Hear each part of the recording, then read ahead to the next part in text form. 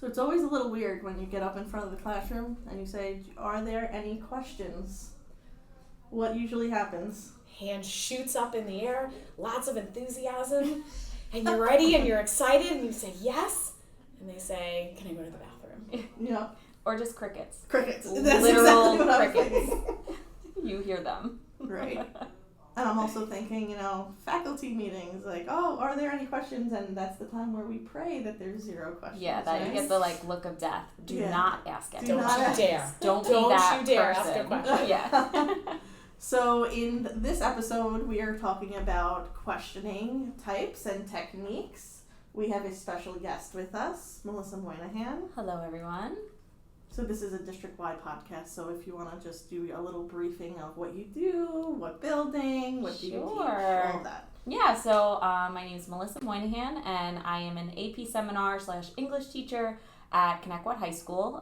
This is my 10th year here, and AP seminar is, oh my goodness, I want to say we're in our 6th year of having it in the high school. So we brought it in brand new right in its first couple years of insemination pretty much for the AP courses. And that course in particular really lends itself nicely to this topic of discussion because it really is all about fostering discussion between the students and, giving them their own voice in the classroom and allowing them to explore topics that they wouldn't really be able to explore in any other class. So I'm super excited to talk about this. Excellent. So for years, I've been kind of tag teaming with Melissa in different avenues, usually the technology avenue, but also when she was through the mentoring program and all of that, and I've been in her classroom, know what she can do with questioning, so tag, you're it. That's why we chose you for this. And I want to start off by saying that I think in order to even approach questioning in a classroom, there needs to be that safe environment and creating a culture. Yes. That this is a safe space. We can ask questions. No question is a, quote unquote, stupid question, as they would say. Mm-hmm. So I think that's really the primary basis. And once the teacher sets that tone of the classroom for that, I think more and more students will be comfortable asking those questions that maybe they're internally thinking about, but maybe they're not, they don't want to say it out loud. Yeah, I agree with that. I think students are reluctant to share opinions and thoughts on things unless they know it's going to be received well. Yeah, and the first thing that I thought of when you guys mentioned questioning, I always think of like when I have student teachers. Because when you're new, and I'm going to kind of jump around a little bit because this is going to overlap with like a wait time kind of discussion, but when you're new, that idea of asking questions and you want the kids to participate, like you want to make sure that they know what's going on. So you automatically kind of almost jump into defensive mode. So I've seen over the years, like now that, and it takes a while to get there. Like when you're a more seasoned teacher, you're just more comfortable in your own skin and kind of, you're okay with waiting and you're okay with silence. But I feel like newer teachers just aren't really okay with that silence yet. So I find a lot of times they get into that defensive mode, which then hurts that environment that you've built of that safe environment, that comfortable environment for students. So I think the biggest thing with developing an environment where students want to respond is, like you said, that safe environment. Not getting into that defensive mode of being like, well, you need to answer the question, or I'm going to take off points if you don't answer the question. Or even just sort of trying to lead them and then you end up answering the question for them. But I know when you're new like that, 30 seconds feels like an eternity, right? And it's a skill as a teacher you have to develop, like just being comfortable and just letting it sit with them until they can craft a response. Yeah. And even like I said, so I teach AP, but I also have Regents level 10th grade classes. So it's important for all levels. Like every single student needs that time to sit to be like, all right, let me process what she just said. What am I going to respond with?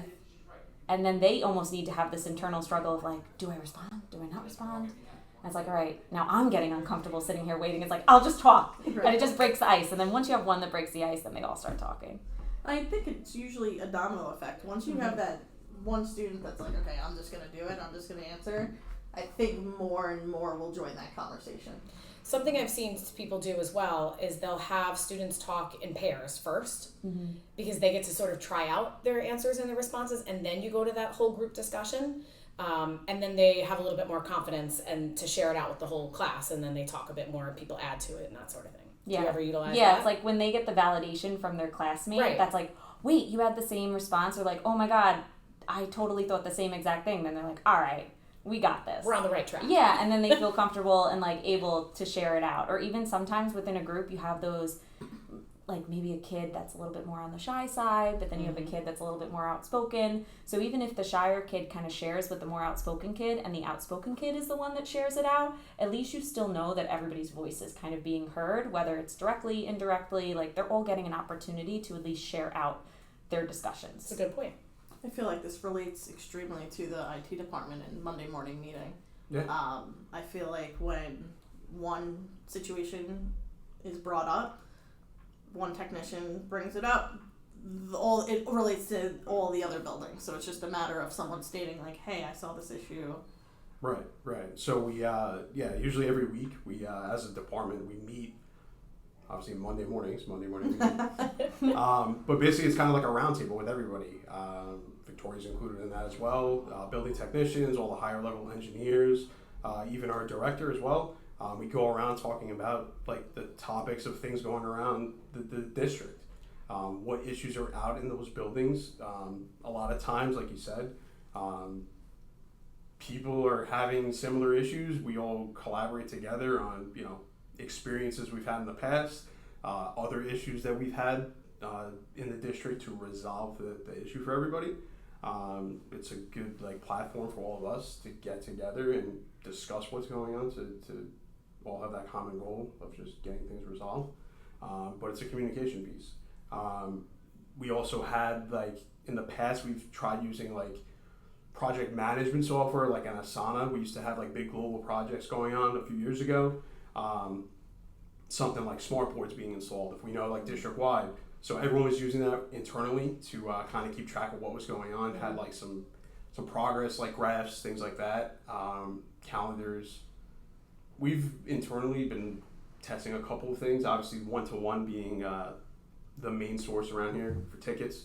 And that's really bridging the gap between the teachers, the staffs, and then our, us in the department. Yeah, correct.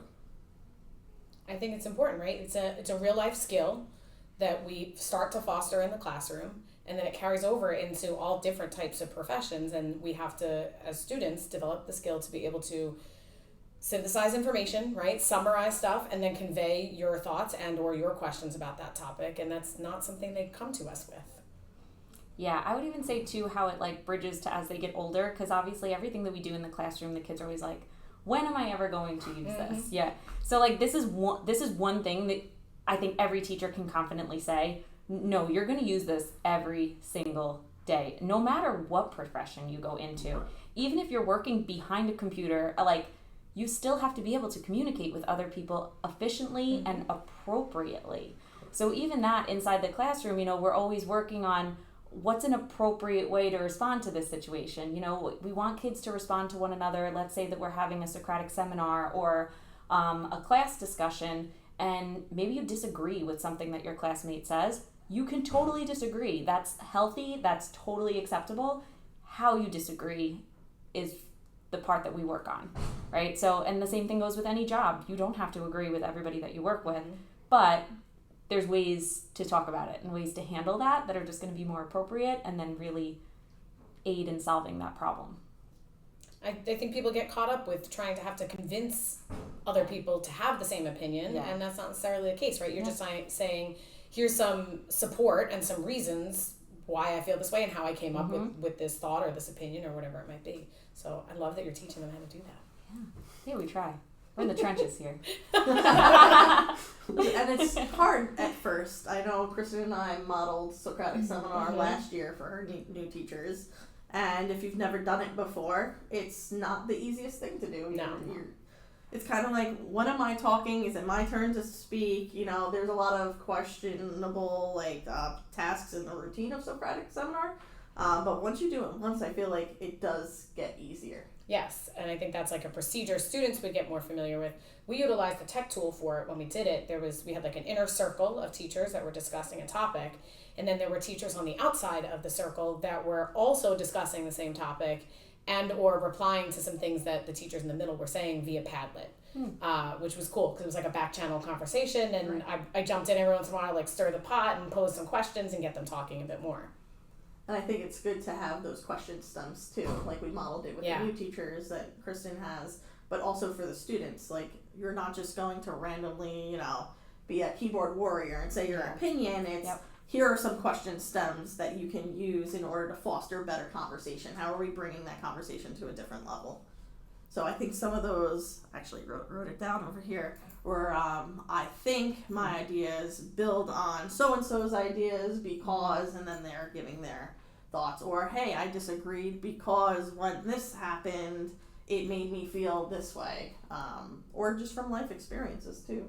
We did this in social studies, actually, a few years ago with the Enlightenment. And so kids were in the center. We broke them up, so a group of kids were in the center. I want to say there was about maybe like 8, and then whoever wasn't comfortable actually having that real-time conversation we used Padlet as well, in that outer circle. And whenever the conversation kind of was at a lull, we had the smartboard up with that back channel chat so that the inner circle could continue the conversation.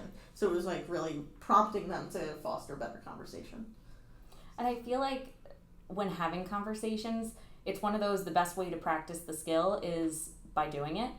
Right. Like, and it's funny now looking at this perspective, and obviously just the more you teach, the more you understand. And then even just taking a look at my own kids, like, so having a kid, so I have a child with special needs. So having a kid with special needs, he learns best through play, right? So it's like you take all of those different strategies that these kids are learning with, and I always look at, well, how can it be applicable to the older kids? And there really isn't that much of a difference between how younger children learn and how older children learn.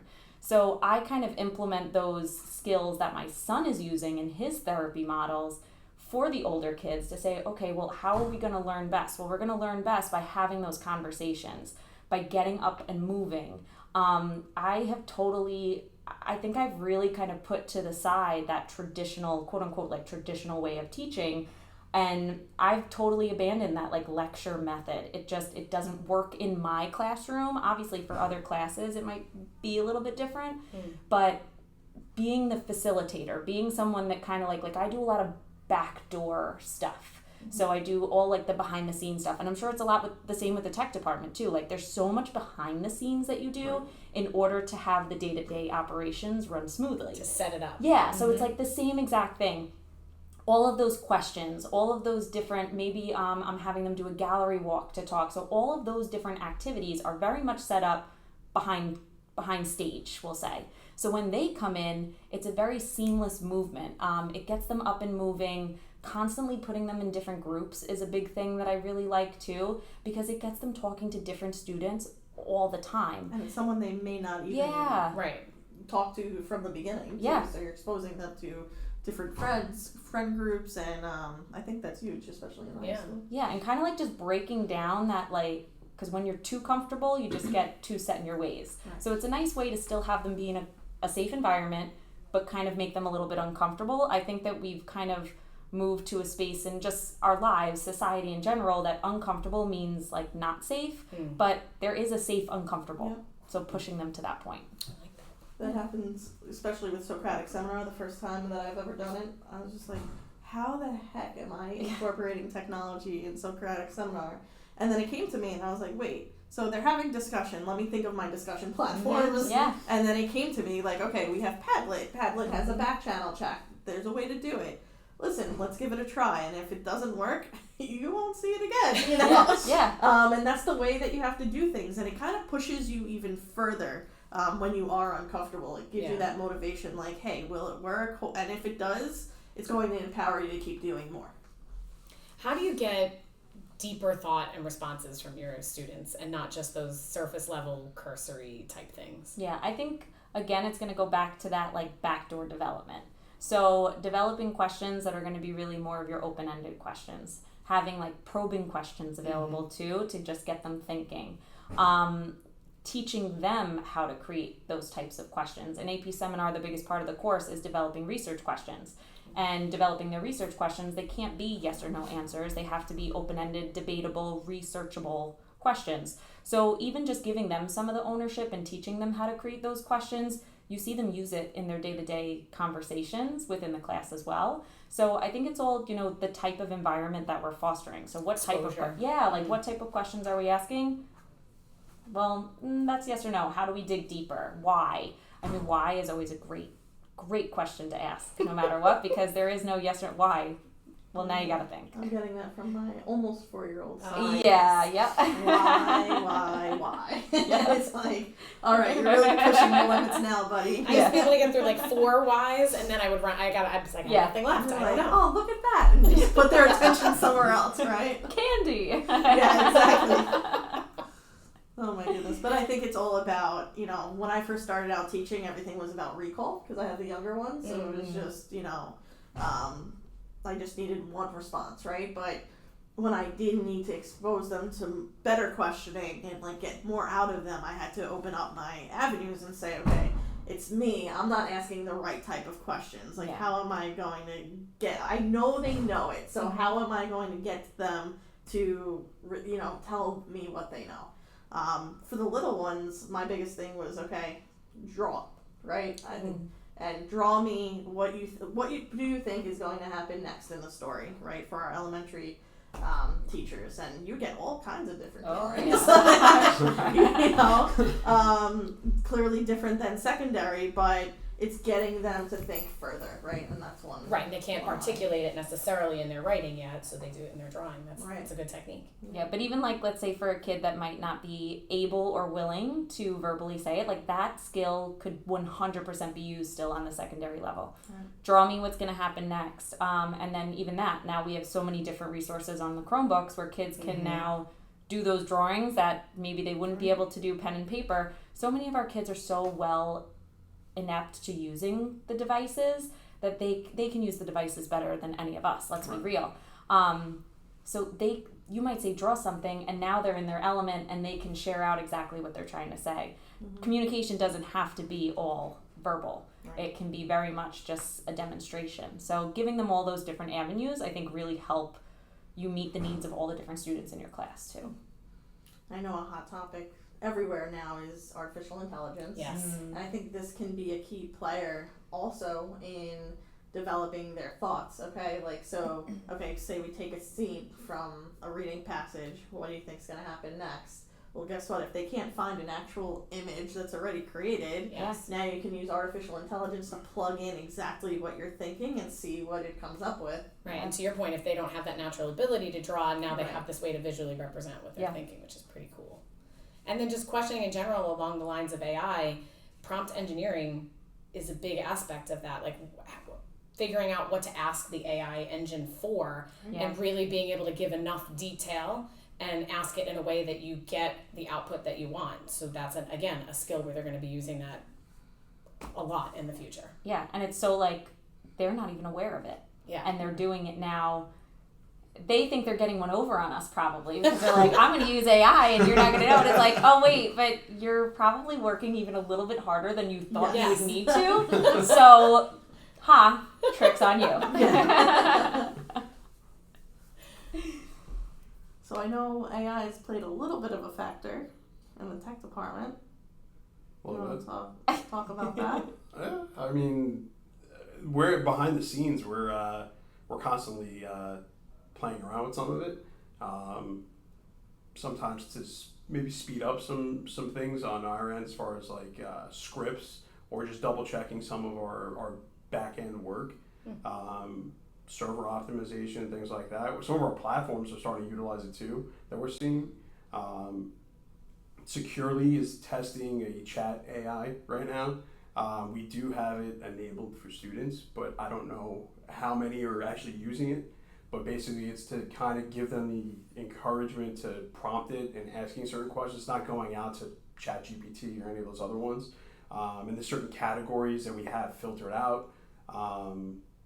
It's interesting to see. Obviously Google is going a million miles an hour with Gemini, things like that. So it'll be like nice to see in the future how or if that's like implemented into our specific environment too. And there's always going to be limits to things too, right? So it's not, you're never going to say, like, we're never going to say to our students, it's a free-for-all with AI, right? Yeah. It's going to be, No there's way. It's a definite tool. limitations. Yeah, It's like a it's a tool, tool. And I think the biggest part and the key is going to be how are we teaching them to utilize it for productivity purposes, right? It's only as good as what you put into it, Yeah. right? So you have to have a command over that and know how to ask it, like we said, how to ask it for the appropriate things and read through what you get back and see if it's valid or not, right? And There vet have it been out. plenty of times I'll ask it something just to see what the response was, and it was totally invalid. Mhm. Yeah. Like I said, like summarize something like an article that I had put in there.